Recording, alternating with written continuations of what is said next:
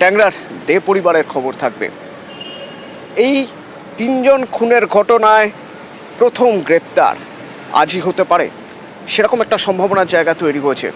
এক ভাই যাকে বেসরকারি হাসপাতাল থেকে ছেড়ে দেওয়া হবে তাকে আজই গ্রেপ্তার করতে পারে পুলিশ, এবং অপেক্ষা থাকবে আর এক ভাই, তিনিও এখনও বেসরকারি হাসপাতালে চিকিৎসাধীন। যেদিন তাকে রিলিজ অর্ডার দেওয়া হবে সেদিন হয়তো তাকেও গ্রেপ্তার করা হতে পারে।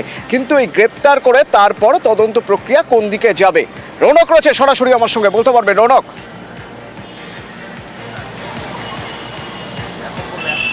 দেখো, একেবারেই প্রণয় দে এবং তার নাবালক পুত্র আজই তাদেরকে কিন্তু এই হাসপাতাল থেকে ছেড়ে দেওয়ার সম্ভাবনা রয়েছে, এবং তারপরই তাদেরকে পুলিশ সরকারি হাসপাতালে নিয়ে যেতে পারে। সেখান থেকে ডাক্তারদের ফিস সার্টিফিকেট নিয়ে একটা গ্রেফতারিরও সম্ভাবনা রয়েছে। কারণ এই যে ট্যাংরায় দুই বউ এবং একজন নাবালিকার খুনের ঘটনায় তার পেছনে যে পরিকল্পনা, এই পরিকল্পনাটা কে ছিল, কে করেছিল, অর্থাৎ যে ঠান্ডা মাথায় পরিকল্পনা করে খুন করা হয়েছিল এরকম একটা নৃশংস হত্যা, তার পেছনে কে ছিল বা মূল মোটিভ কি তা জানার জন্য এই দুই ভাইকে জিজ্ঞাসাবাদ করা কিন্তু অত্যন্ত প্রয়োজন। কারণ যেদিন এই দুর্ঘটনা ঘটেছিল 19 তারিখ, সেদিনই কিন্তু এই হাসপাতালে আসার পর প্রাথমিকভাবে এই দুজনকে জিজ্ঞাসাবাদ করেছিল পুলিশ, এবং সেখান থেকে পুলিশের কাছে যে তথ্য উঠে আসে তারা বলেছিল যে আর্থিক অনটনের জন্য তারা এই ধরনের সিদ্ধান্ত নিয়েছিল। যত সময় এগোয় সেই ধোঁয়াশা কাটে, দেখা যায় যে এটা আত্মহত্যা নয়, কার্যত খুন করা হয়েছে। দুই বউকে অচেতন করে তারপরে তাদের হাতের শিরা এবং গলার নলি কাটা হয়েছে। কেন এই ধরনের আচরণ করা হলো বা এই যে গোটা পরিকল্পনা, সেই ঠান্ডা মাথার পরিকল্পনাটা কার ছিল? এবং শুধু তাই নয়, যাতে এভিডেন্স পুলিশ না পায়, এভিডেন্স নষ্ট করার জন্য ক্লোজ সার্কিট ক্যামেরার যে ফুটেজগুলি, অর্থাৎ বাড়ির ভেতরে যে কটি ক্লোজ সার্কিট ক্যামেরা এবং বাইরের ক্লোজ সার্কিট ক্যামেরা, তার প্রত্যেকটি ফুটেজ যাতে তদন্তকারী আধিকারিকরা না পায় সেই বিষয়ে কিন্তু মাথায় রেখে তার হার্ড ড্রাইভ থেকে প্লাগ খুলে দেওয়া হয়েছিল। অর্থাৎ পরিকল্পনা, সেই পরিকল্পনাটা কে করেছিল যত সময় আগাচ্ছে এই ধোঁয়াশা কিন্তু স্পষ্ট হচ্ছে। এবং আজই প্রণয় দে এবং তার নাবালক ছেলে, তাদের দুজনকে কিন্তু হাসপাতালের তরফ থেকে ডিসচার্জের সম্ভাবনা রয়েছে। ধন্যবাদ। অর্থাৎ বেশ কিছু প্রশ্নের উত্তর অধরা, যে প্রশ্নগুলোর উত্তর মিললে তাহলে হয়তো এই রহস্যের জট খোলা সম্ভব হবে। মোটিভ কি, কে পরিকল্পনা করলো, কিভাবে হলো, এই সব কিছুর মধ্যেই আরও একটা তথ্য চলে আসছে। যে বাড়িতে তিনজনের দেহ পাওয়া গিয়েছিল সেই বাড়িতেই রক্তমাখা জামা কাপড় পাওয়া গেল। যদি এই দুজনই হয়ে থাকে, যদি দুই ভাই মিলেই এই পুরো ব্যাপারটা সাজিয়ে থাকে, পুরো ব্যাপারটা ঘটিয়ে থাকে, জামা কাপড় ওইভাবে রাখা থাকবে কেন? এই জামা কাপড় তাহলে কার? পরিবারের বাইরের কেউ? প্রশ্ন উঠছে। ট্যাংরায় তিনজন খুন, বাড়ির দুই বউ সুদেষ্ণা দে, রমি দে এবং রমির মেয়ে প্রিয়ংবদা। বুধবার এই বাড়ির দোতলার 3টি ঘর থেকে এই তিনজনের দেহ উদ্ধার হয়। এই তিনজনকে কে বা কারা খুন করলো, এটাই এখন বড় প্রশ্ন। এই দেহ উদ্ধারের সঙ্গে একটি দুর্ঘটনা জড়িত। দে পরিবারের তিনজন দুর্ঘটনায় জখম হন। দুই ভাই প্রণয়, প্রসূন এবং প্রণয়ের ছেলে প্রতীপ। দুই ভাইয়ের দেওয়া তথ্য থেকেই ট্যাংরা শিল লেনের বাড়ি থেকে 3টি দেহ উদ্ধার হয়। দুই ভাই খুনের কথা স্বীকার করে বলেও দাবি পুলিশের, কিন্তু তারপরেও রহস্যের জট কাটছে না। কারণ দে পরিবারের দোতলায় দেহ উদ্ধার হয়েছে, আর 3 তলা থেকে উদ্ধার হয়েছে ছুরি এবং জামা কাপড়। ছুরি, জামা কাপড় সবই রক্তমাখা।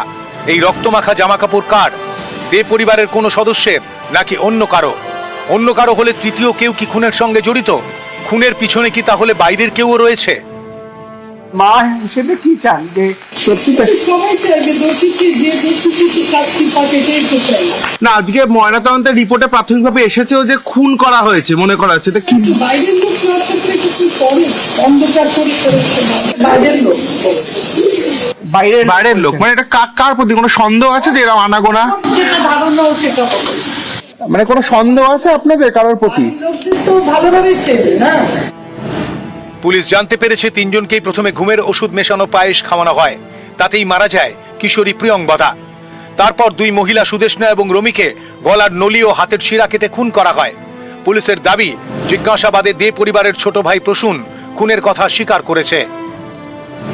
জানিয়েছে সুদেষ্ণা এবং রমির শিরা কেটে সে খুন করেছে। তখন বড় ভাই প্রণয় কি করছিল?